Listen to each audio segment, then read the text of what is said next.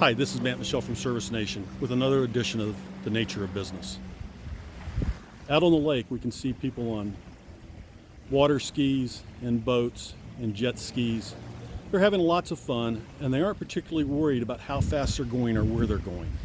That's because the lake waters are high. The obstacles, the stumps, the rocks that can harm them are covered by the water. Yet if the lake water lowers, this becomes a much more dangerous practice. The lake is like sails. If you keep your sails up in your business, it covers a lot of problems and gives you time to work on them. So above all, work on growing your sails.